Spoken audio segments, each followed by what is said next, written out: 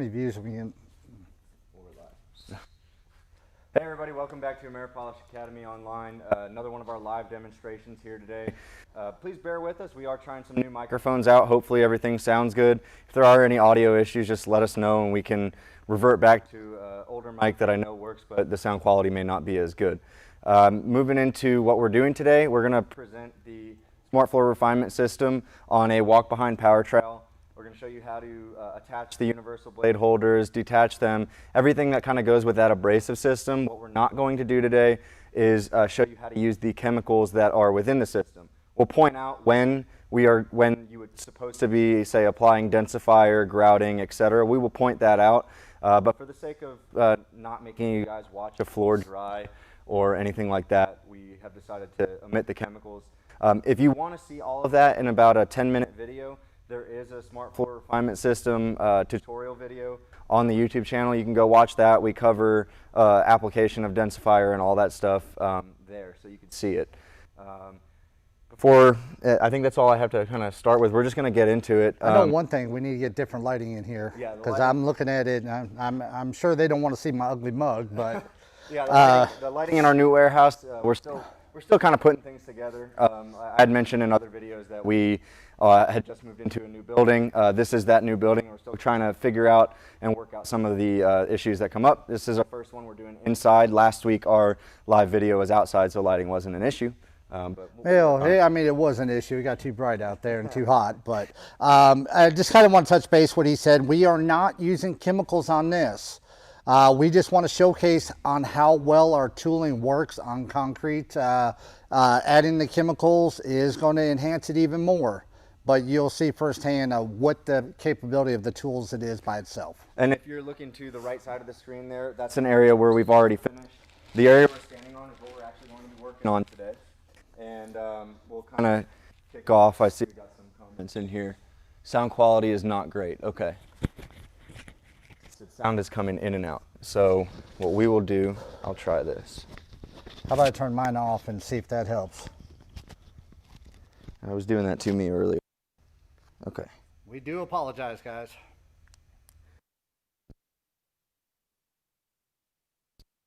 Let me know if this is any better. Just give us some feedback. I dropped an open mic, so we'll see if that works any better.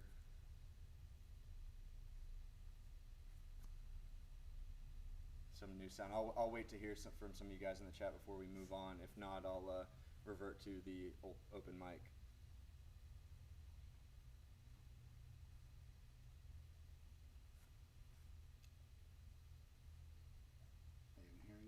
I don't know. Yeah, it should be. It's just quiet. So.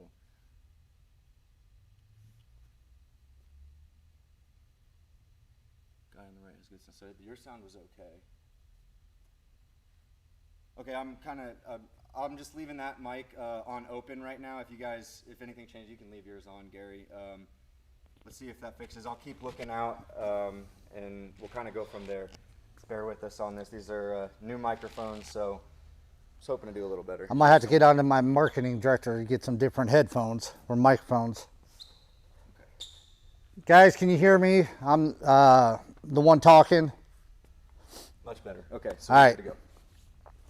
So first thing we want to point out, Greg, do you want to go ahead and zoom the camera up a little bit? Yep. We kind of left this like. Where do you want me to point it? Just some of the stuff on the floor. Okay. We actually left this kind of extreme, but in any kind of polishing, any kind of, before you start, make sure the floor is cleaned up, screws, etc. We just left rags, some tiles, some zip ties on here.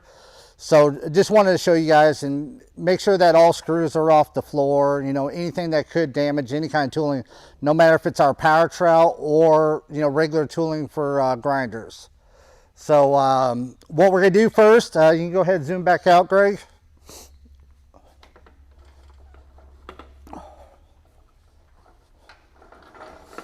So before we get started, we just kind of want to show you what we're working with. So if you're doing smaller jobs, houses, before the walls go up, garages, this is very well capable of polishing concrete. you're going to be running about 2,500 square foot to 3,000 square foot a day of polish with one of these machines. 5 steps on it. So what we're going to show you is actually the blade holder attachment on here.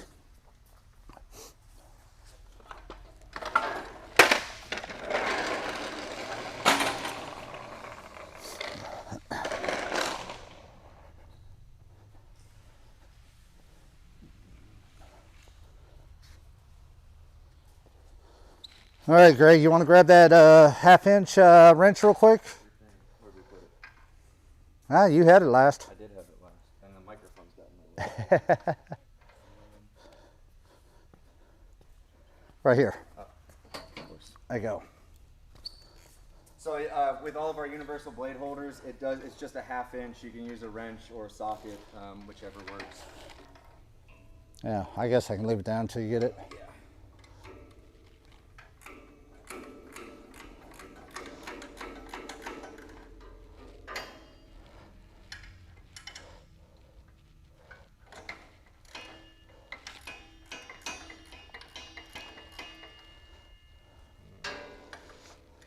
No, you don't have to take that one off. I didn't think so. Nope, should just slide right off. Didn't do it good.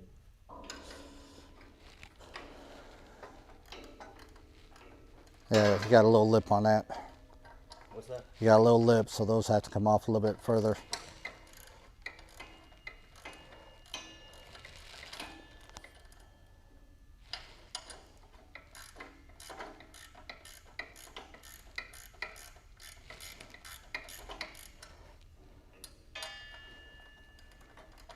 Try that. Yep. Okay. Relatively easy. So this is the blade holder that goes on there. And basically, it just the ones that I just undid are these 2 1/2 inch bolts. It slides right on the blade. This arm helps you guide it on, and the arm can also be adjusted to be put on the counterclockwise side. So if you have a counterclockwise rotating power trowel, you just undo the bolt right here and flip it over to this side. And I can go ahead and do that for you since I'm standing here, just to show you.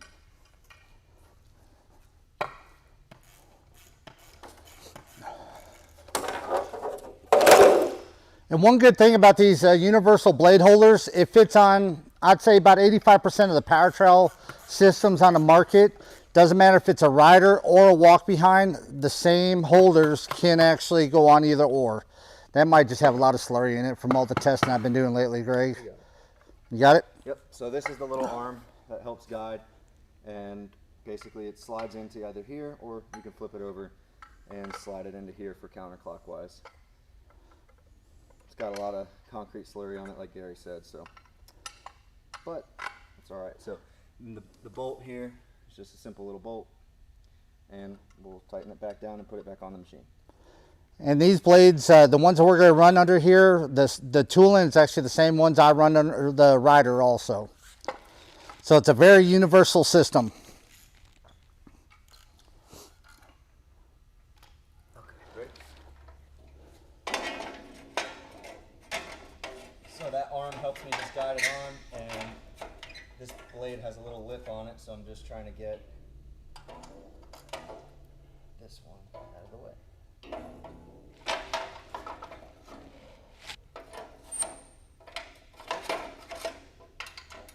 Get it? There we go.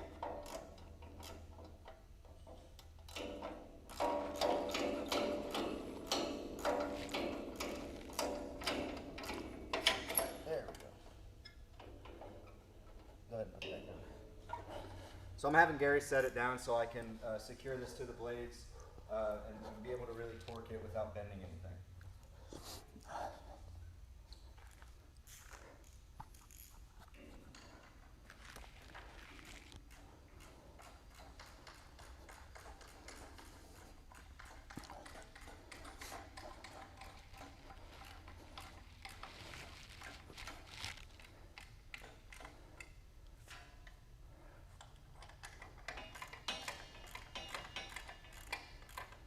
See if anyone has any comments or questions. Yeah, I've been looking.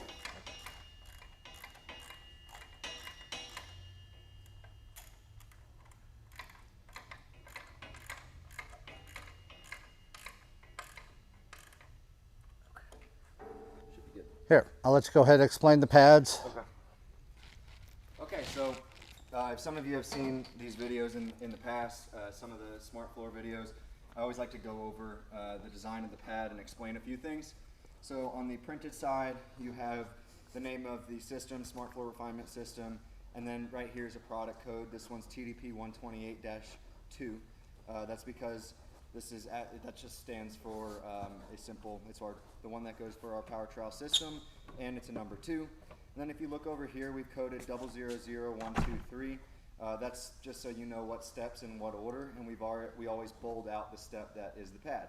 So you can see kind of the other steps are all grayed out, and this is the number 2. So the number 2 is bolded out, and I'll turn that a little bit more. I know my shadow's covering it there. And then of course just made in America, AmeriPolish, and then this is kind of unique. This is a product batch code. We do that just in case you're to run into any issues on a job site. We keep retained batches, and we can look back and see and make sure that everything was made correctly, and kind of rule out that maybe the diamonds were faulty, etc., or whatever the case may be. We always like to associate a batch code. Then I'll show you guys the rear of the pad, which is the actual diamond abrasive side. This is composite resin abrasive technology. So it's a technology that we've invented here at AmeriPolish over the last few years. You've seen it in the SmartFloor maintenance system. We're now bringing it to power trowel and traditional polishing machines. So this is a composite resin abrasive embedded on this lofty non-woven pad. So, and it's made of this white non-woven pad, which very easily just sticks up underneath the Velcro of the blade holders. And I guess How many different steps are there, Greg? there's 5 different steps. We covered all that. So. Okay, the grit level. Yeah, that's a good point. So grit equivalence. We do like to do things a little bit easier here. Let me stand back in the frame. We like to do things a little bit easier here at AmeriPolish and just do 5 steps. Our 5 steps are 00, 0, 1, 2, and 3, like I mentioned before. Those steps are equivalent to the following. A 00 is like a 40 grit. A 0 is a 100. A 1 is a 400. A 2 is an 800. And a 3 is a 1500. And a lot of times people will say, like, that's a very big, how are you jumping in between grits and such big steps like that? Traditionally, yes, that would be an issue. Fortunately for our technology, the grits are just to be helpful to what you already know in terms of comparison, but our technology allows for those type of large jumps without producing any type of rogue scratching or anything like that. So. All right, so let's go ahead and put the 00s on.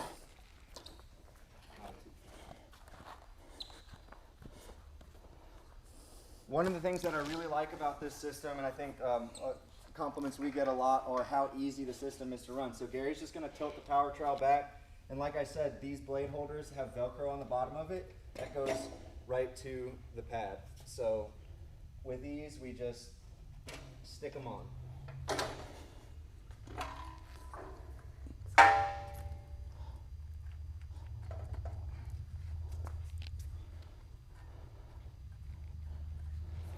And that's it. Now Gary's ready to go. Now this is a full wet system, so there's a couple things that go with that.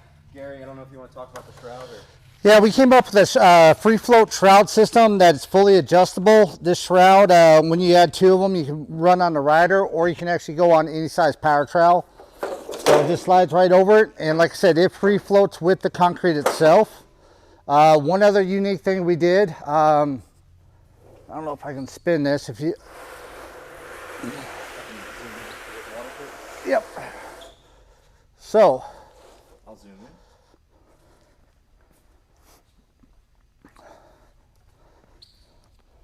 So we actually have a watering kit system for walk-behind power trowels, which is a quick disconnect.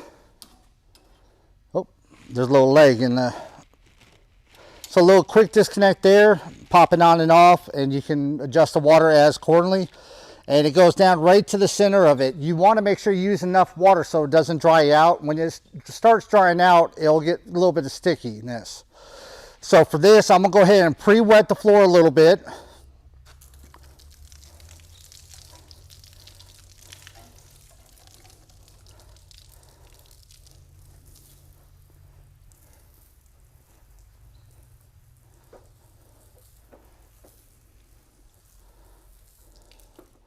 Then hook this back up, and I'm only going to crack it about 1/4 of an inch, but every piece of concrete is going to be a little bit different, the absorption of water. So you might have to adjust it time or two again. The machine, we're actually using this Allen walk behind. The throttle is going to be full throttle, so I want you to run it as the highest RPMs it can run. And basically it's just like controlling a swing buffer with this big machine, except for it's a reverse. So when you go right or left, it goes different than a swing buffer. So what I'm gonna do is I'm actually gonna shut my mic off since I'm standing right next to the machine, and I'll let Greg kind of talk over it. Those new ones should be okay. Okay. Well, he said that. Let's try it out. So. If you guys do have any questions in the meantime, Gary's just gonna fire up the 00, start cutting the floor open, and if you have any questions, just fire them off. We'll stop. It won't take him but a couple minutes to do the passes on this little area, and we'll kind of revisit as we switch to the next step, because we'll talk about putting down densifier, because that would be the next step after this.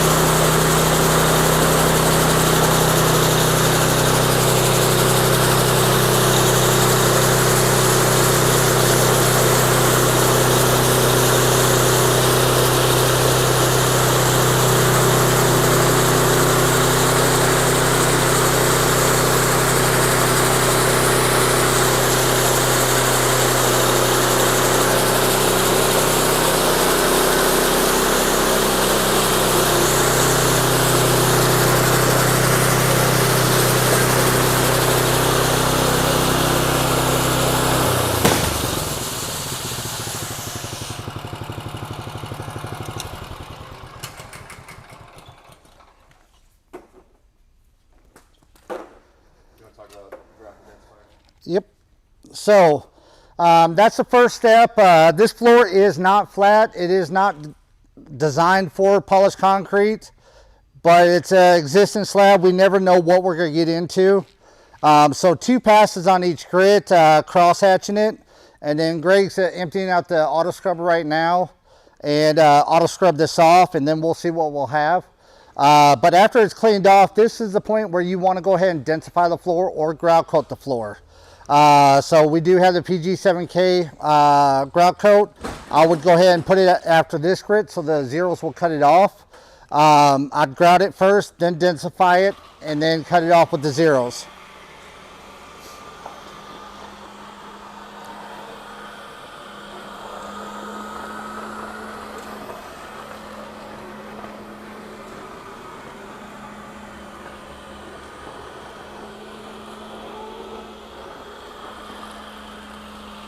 Do we have any questions so far?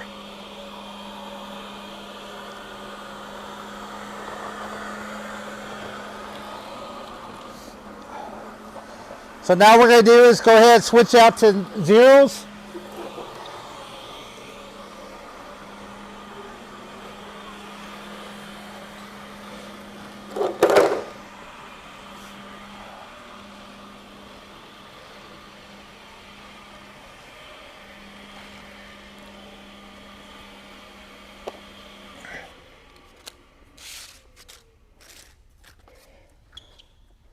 There you go, Greg.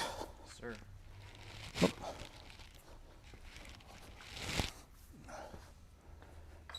just to kind of check back in and show you guys, as you can see, the zero folds out there. So we're switching to the zeros. And it's a real easy process.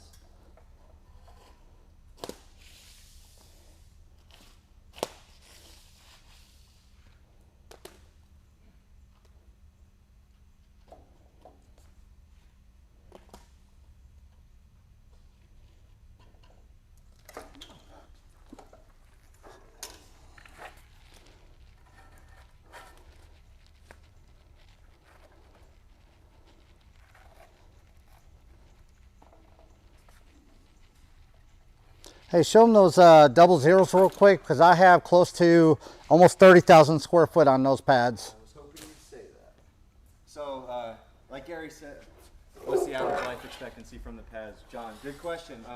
Like Gary just said, these are the bottom of these double zeros that me and Gary have been using in numerous videos and many live demos, just product demos for contractors.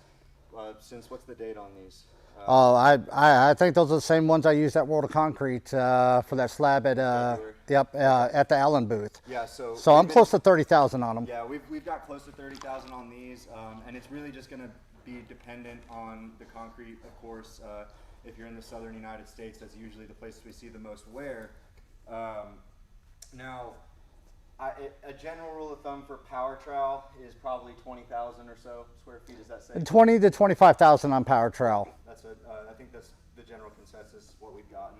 So like Gary said, we probably have 30,000 on these. I know this warehouse is about 20,000 square feet, and we've polished half, if not more, actually more than that at this point on the same set of pads. So. And that was actually on a rider and a walk behind, so we going from either one of them.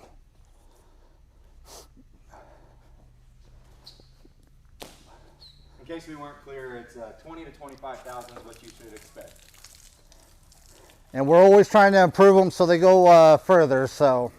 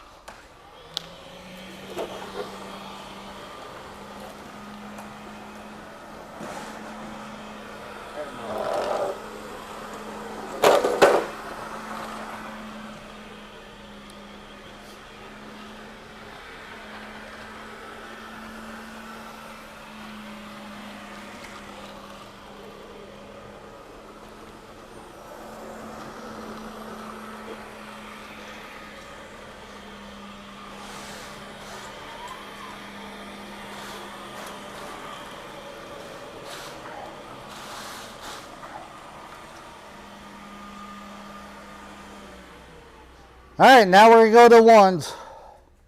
Yeah, so I'm just going to touch on it again and stress on how easy this process is. We're going to just really be moving relatively quickly because there's no chemicals. We're just going to be moving right into the ones. That'll be the third step of this entire system, and we'll be moving along here pretty quickly. So I not too much to say. So just double zeros was your 40 grit equivalent. Zeros was your 100 grit equivalent. And so we're moving to the ones, which will be your 400 grit equivalent. And just 2 passes at each. Obviously, we're doing a smaller area. So I guess we'll... Now, another good thing about the universal blade and the Ameripolish trowel system here, the SmartFloor system, is if you have a machine and you're on the middle of a job on the weekend, you got to have it done. And say you have a power trowel that's designed for polished concrete. If that thing ever goes out, it'd be hard pressed to go get another one at a rental house. So if a machine goes down, you can go rent any of these machines at your local rental house, take the universal blade holders, go on back onto another machine, a different brand, and you won't miss a beat. So it's really unique where you can switch them out between machines. Yeah, very good point. One of the things we wanted to do when developing this system was just make sure it could fit as many machines as possible, so we did not change any of the standard trowel blades that are already on. One thing that happens is sometimes there'll be combo blades on the power trowels already, and one time I was asked if the universal blade holders will work with those, and they in fact will. So it doesn't even have to be the standard steel blade, it could be their hybrid blades.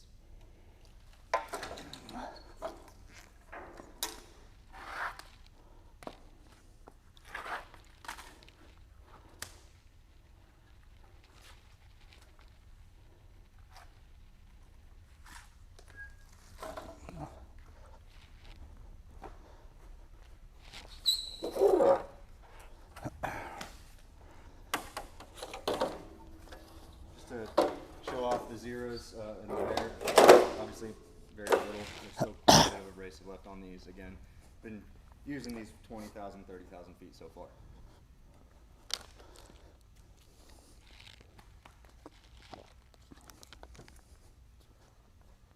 All right, let's fire it up again.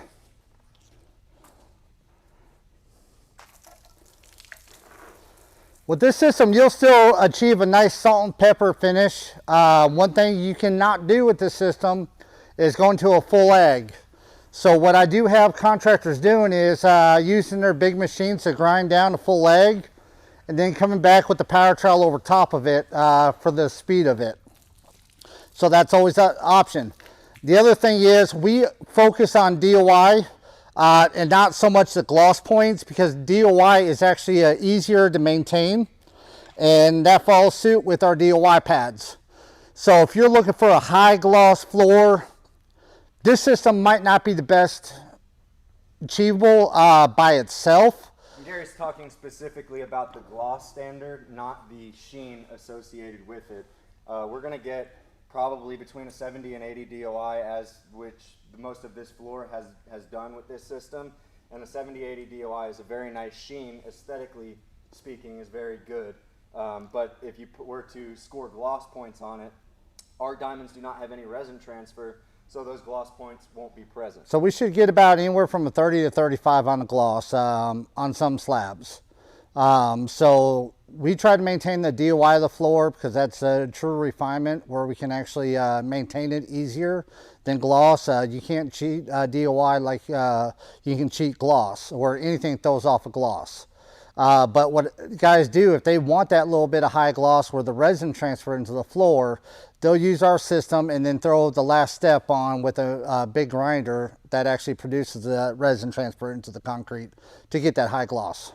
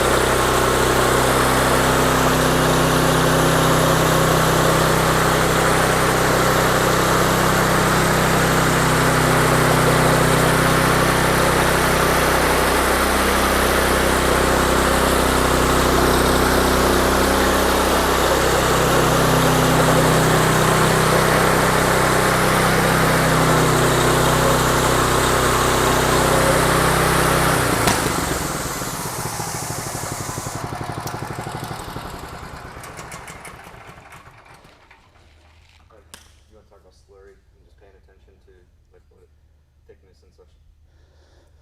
Yeah, just make sure you guys use enough water so the slurry doesn't gel up and actually bind to, and that goes for any kind of tooling out there. So you need to utilize enough water, and so it doesn't you know, build up like mud on your tooling. As soon as it does that, it'll actually stop the diamonds from cutting.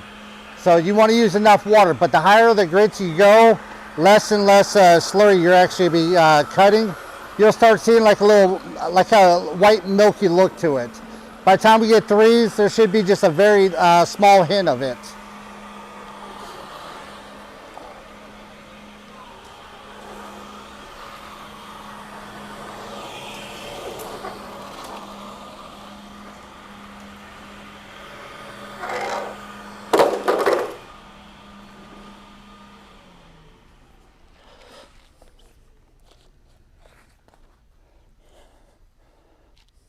So we're going to be moving now to the 2s, which is our 800 equivalents, and pretty simple. We're just going to throw this on and keep jamming on out here. So Show them that pad. yeah, this is the one where you got the screw in it. That's one I picked up the bolt in it. Okay, so Gary found this pad here. Like you said, we've been using these, and earlier in this warehouse, in this little hole here, actually you can see where he ran over a bolt and then it rolled up under the pad and actually got embedded in there. And he wrote it, and I mean, we didn't notice till we pulled it off. It actually, luckily, never caused any scratching or anything like that, which is a benefit of the pad because it is the white pad, and these abrasives, when that got embedded in there, it just went into the pad. You know, Gary can speak on. I've unfortunately only had experience with our abrasives, but other abrasives, if that happens, It could cause scratching in it. So our pads can take some abuse to it. But if you see something like that, don't throw it out because you're not going to leave a hard scratch. With our technology, there's not hard bonds actually kind of binding, you know, everything as a hard lip. So I'm not worried about running that. That's why I told them to show you guys. That's what we're going to throw on the machine and run over this.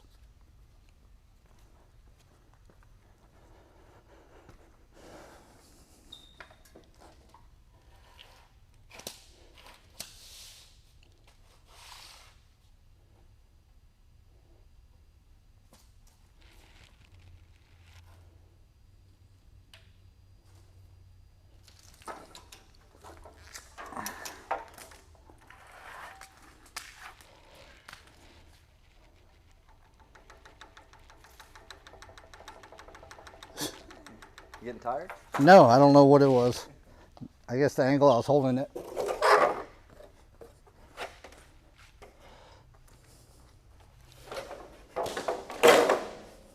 So these are the number 1s we just ran. And one thing you might notice is these have a different pattern.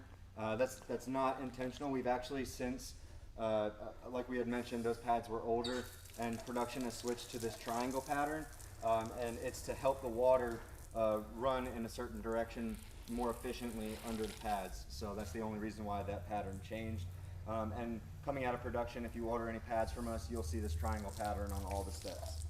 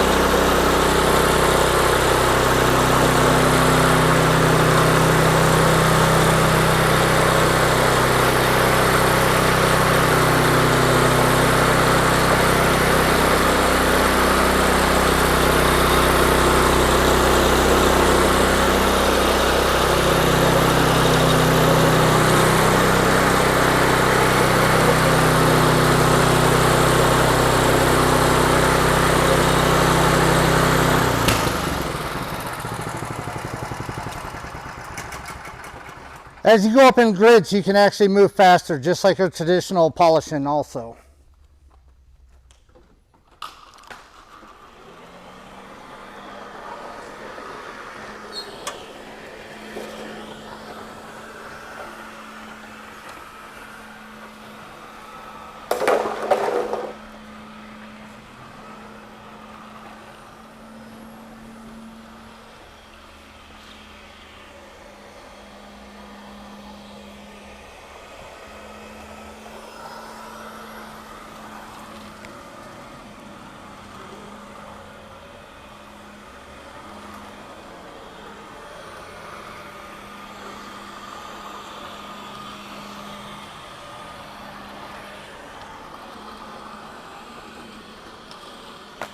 All right, we're gonna do third and final step now.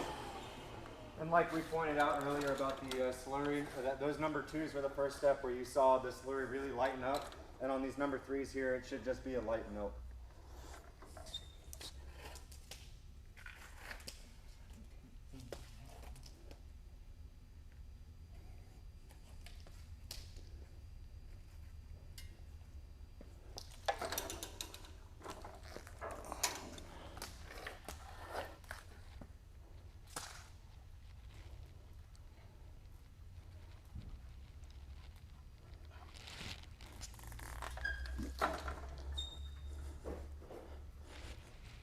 Remaining consistent for you guys to show you this number 2 is the same one I pulled off. Obviously, very small area, no real wear. I want to keep showing it to you.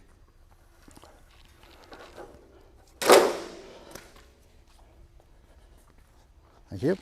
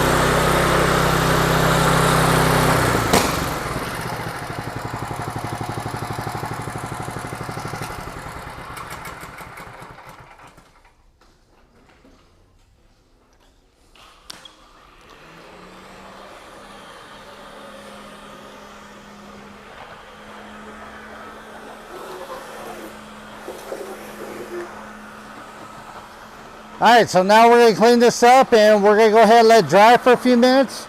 And then we're gonna go ahead and burnish it with our G3 and mirror polish pad, about a 3,000 grit diamond impregnate or diamond burnishing pad.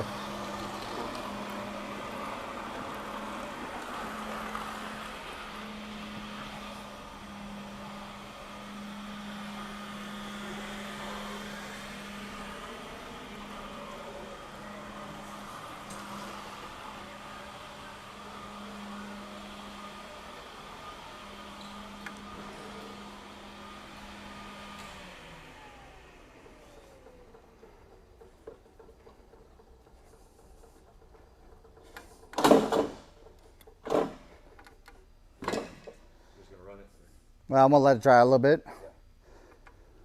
I wasn't sure while we're waiting we could pull it off and show them, or is it pretty beat up? Yeah, it's one I've been using quite a bit in here. Okay.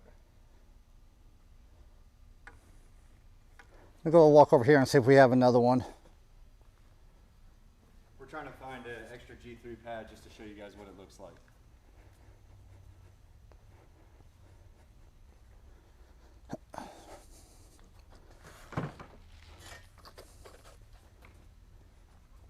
This would also be the point that which you would apply your sealer.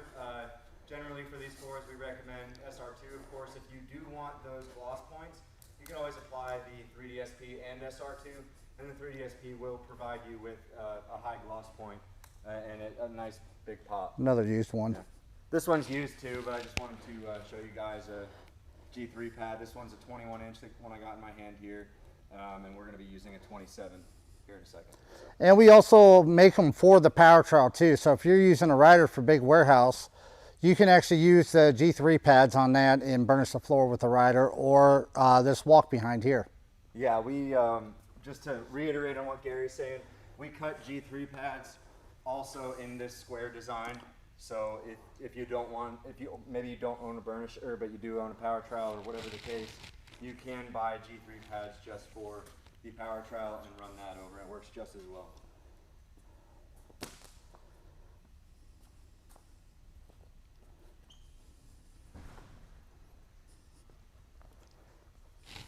I'm gonna go ahead and burnish that front part.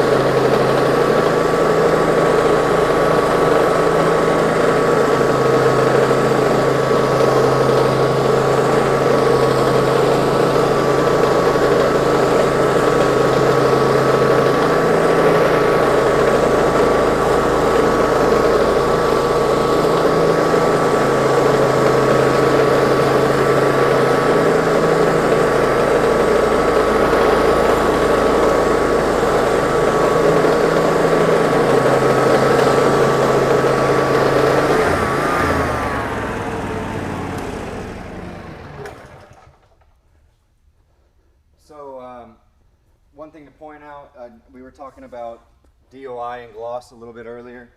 I was trying to position the camera and find a spot. If you look in this area, generally speaking, you can actually see the reflection of the burnisher. Just something to point out. I know we talked about lighting a little bit earlier. Lighting is really big, and unfortunately where the camera is right now, I will try to move it around so that you guys can get a better look. Another thing I thought of is I have this DOI meter here, and I'm gonna just take a chance and read the floor and show you guys what it is. If it doesn't come out, I'm blaming you, Greg. Yeah. Actually, this DOI meter needs recalibrating. We're supposed to send it back. It's 57 on that. We can do better than that. So the first one's 57. That one's a 60.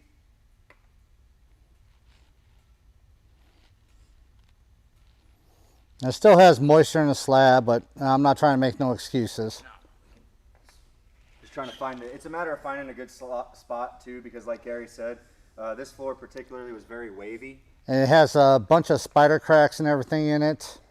So we're about mid-60s on this floor, so that is still pretty good. Put this up and hopefully you guys can see it. At the bottom left-hand corner, you can see 64.7.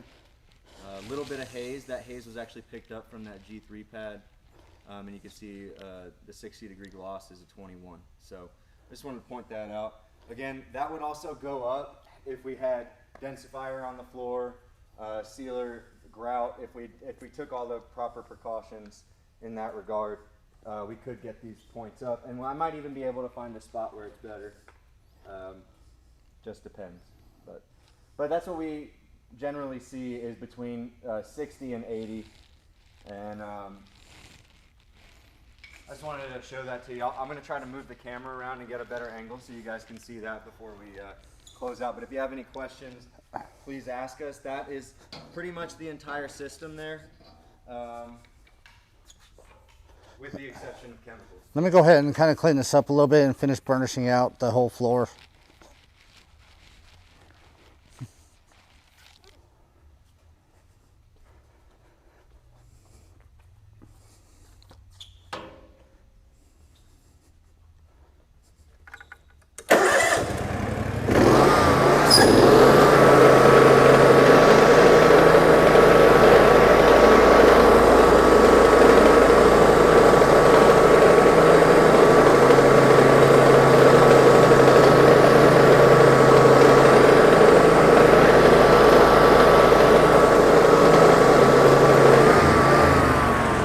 You know what, Greg? I ain't gonna leave it like that. I'm gonna cut it again with number 3 and get those numbers up. Okay. I can't leave it out like that.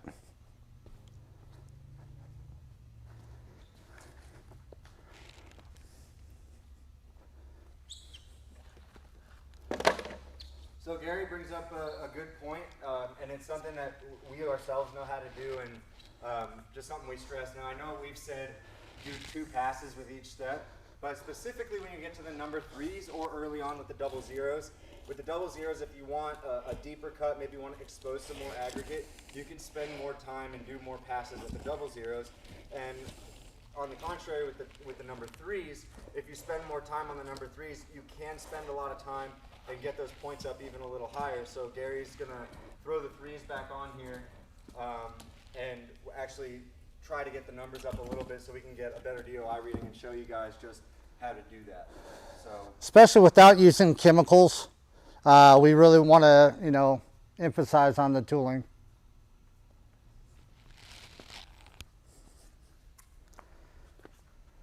And look for those other 3s you took off.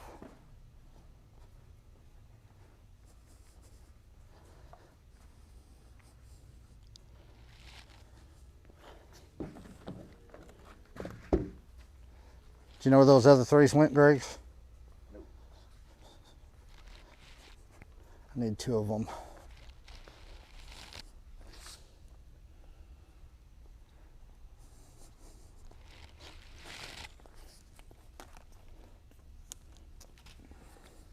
Those. Yep.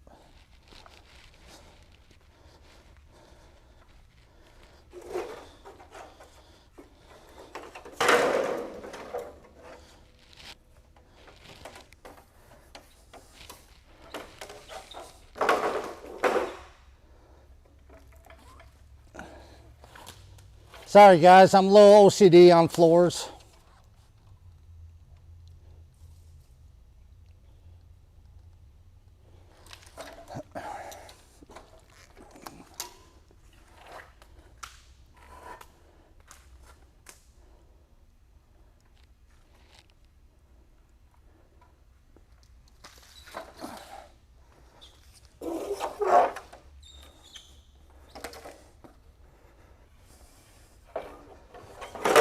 Shane, is it just the audio is just fading out a bit? It might be dying. I know they're only rated for a couple hours. And plus I was walking away, so I wasn't close to the receiver. So if it's my mic that's dying out, that could be the reason. The good news is we'll be done here relatively soon. We're just gonna run these one more time, try to get some better numbers, and move on. But I appreciate you telling me that. So.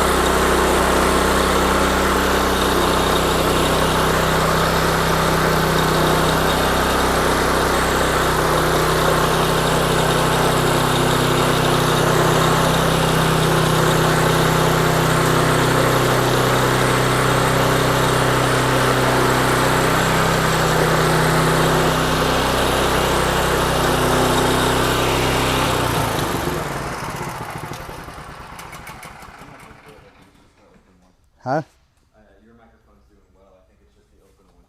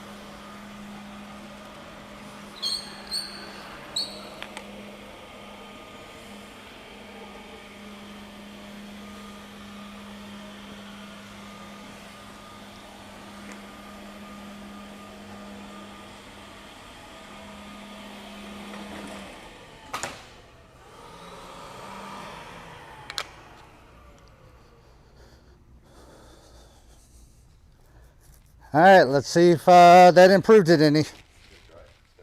Yep.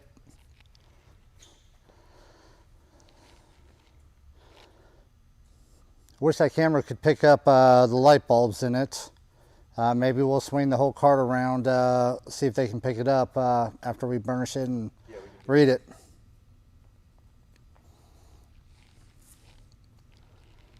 I'm trying to find where would be the best angle. Probably right here. Yeah. I know we need to invest in the air conditioning in this warehouse. Yeah. Good Lord. Yeah, if you guys didn't know, it's about 90-95 degrees here in Arkansas, and we're in a warehouse with no ventilation, or very little rather. So if you guys see us hit the floor, call somebody, please. Probably.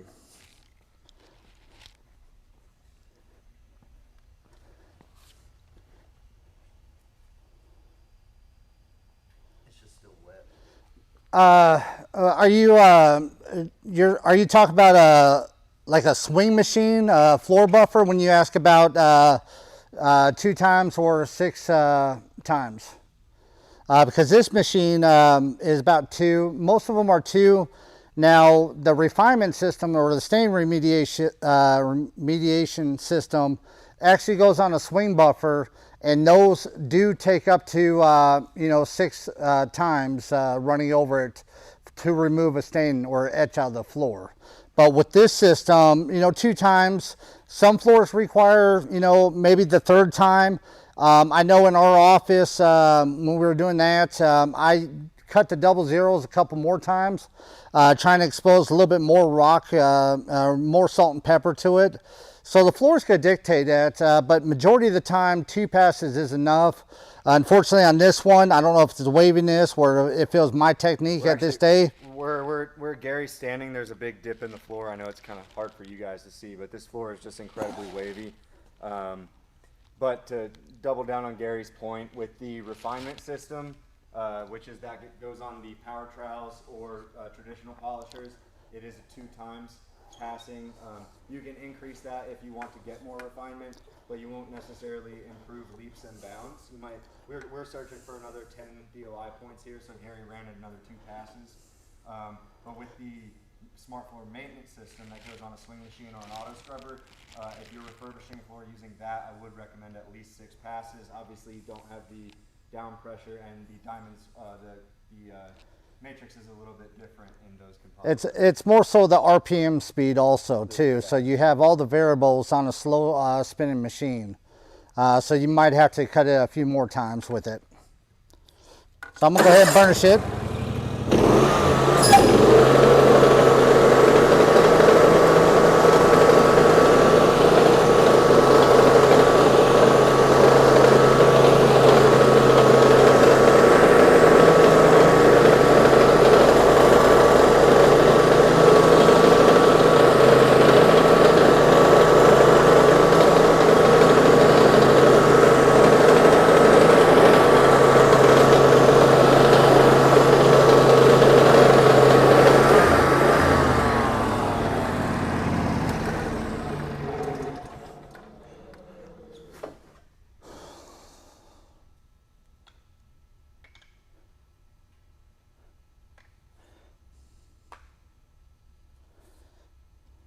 I don't even want to look. There you go. Ah, there we go. So that's what we were looking for by doing those couple of extra passes. We got up to a 78.4 there. So just proving out that if you do run it a little extra, you can get more points. And what I actually did was, like I said, this is a wavy floor, so you look for the higher points that are going to be a little bit more predominant for the DOI. But 78, that's pretty dang good for a power trowel. So let's go ahead and move this so we don't knock the cart over when we go move the camera. You want to take that microfiber real quick, hit that little wet spot right there, and I'll go ahead and burnish the whole floor so we can kind of see.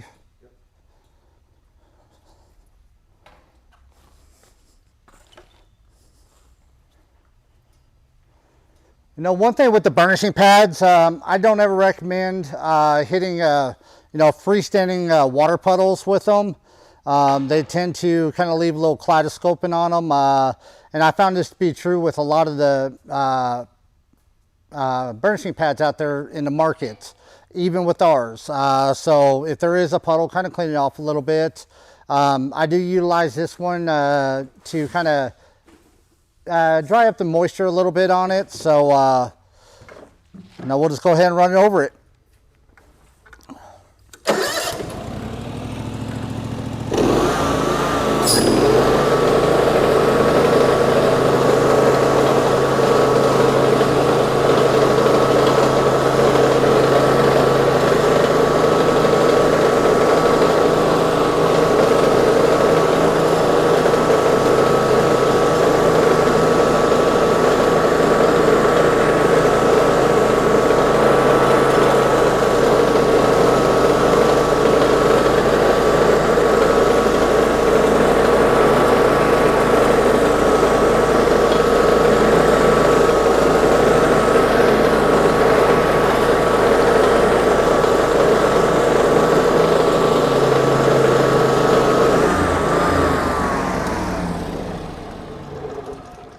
Hey, is there a way we can kind of show them, I don't know if it'll pick it up, but more of a straight up and down angle on it? We're gonna move this whole cart. Okay.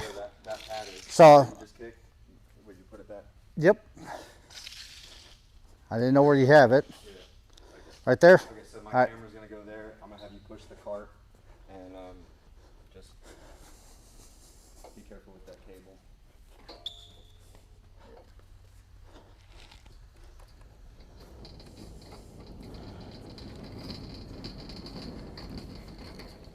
There we go.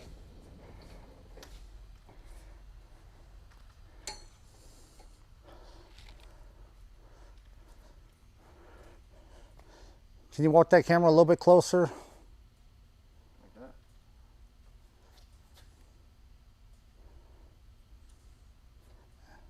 I mean, this is real live stuff, guys, so we're not trying to get an angle down low. You can actually see the light bulbs in the floor.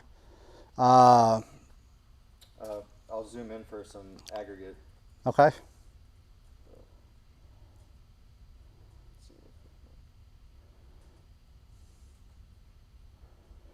Very, very light aggregate. Little salt and pepper, not much.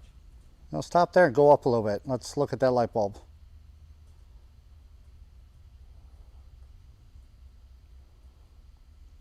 So that's a good point when we're talking about DOI.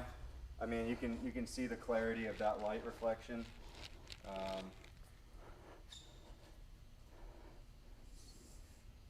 Zoom out a little bit. Honestly, if that power trowel wasn't there, we'd probably be okay. But hey, not bad. Not bad at all. So, zoom out real quick. That's about all we got. So, little, you can do better. Yeah, let's go ahead and back that camera up a little bit. There we go. I kind of like the lighting in here. You can't see my face. Unless anybody has any other questions they want to fire off, that's about it for us today. That's it, yeah. We just want to wish everybody a happy 4th of July, happy Independence Day this weekend. Enjoy it, stay safe, have fun. I know we will. Hey, don't forget to call your local Ameripolish rep and get some demos set up. All the reps are really knowledgeable on the power trowel system. So call them, pick their brain, tell them to get their butts out of the house and get down to jobs with you guys. Yeah, all of our reps have been cleared to travel at their own discretion. So just make sure you get on their schedules before they're booked up. Things are starting to get busy for us again. So, and like I said, have a happy Independence Day. If you guys have any questions, we're going to be here. So feel free to give us a call. Myself or Gary would be more than happy to answer any of your questions. If you don't have our contact info, just reach out on YouTube, Facebook, Instagram, or whatever social media you're comfortable with. Those come right to me, so I'll get back to you as fast as I can.